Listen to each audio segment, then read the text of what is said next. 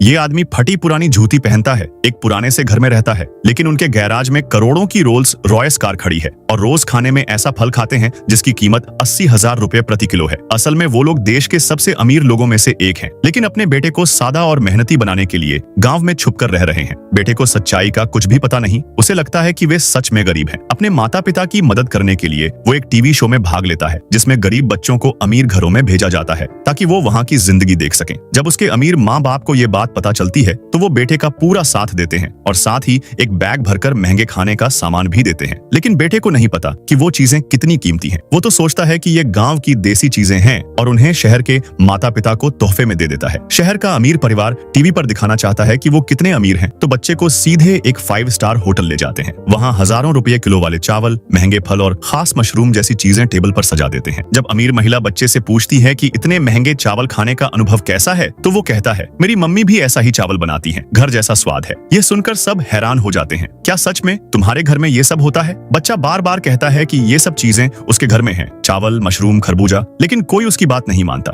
लोग उसे झूठा और दिखावा करने वाला कहते हैं। फिर जब वो अपना बैग खोलता है और वही चावल, वही मशरूम, वही फल सबके सामने रखता है तो सब चौंक जाते हैं। सबकी बोलती बंद हो जाती है। लेकिन इसी बीच वो गलती से एक कीमती चाय की केतली गिराकर तोड़ देता है जिसकी कीमत थी करीब 9 करोड़ रुपए। अब सब उस पर इल्जाम लगाने लगते हैं। बच्चा कहता है कि गलती उससे नहीं बल्कि छोटे लड़के से हुई है, लेकिन कोई उसकी बात नहीं मानता। लोग उसे झूठा और चालाक समझते हैं। बच्चा रोते हुए कहता है, क्या सिर्फ इसलिए कि मैं गांव से आया हूं और गरीब दिखता हूं, लोग मुझे झूठा समझते हैं? क्या गरीब होना गुनाह है? फिर एक गार्ड आता है और कहता है कि सीसीटीवी फुटेज मिल गया है और फिर सब सच्चाई सामने आती है।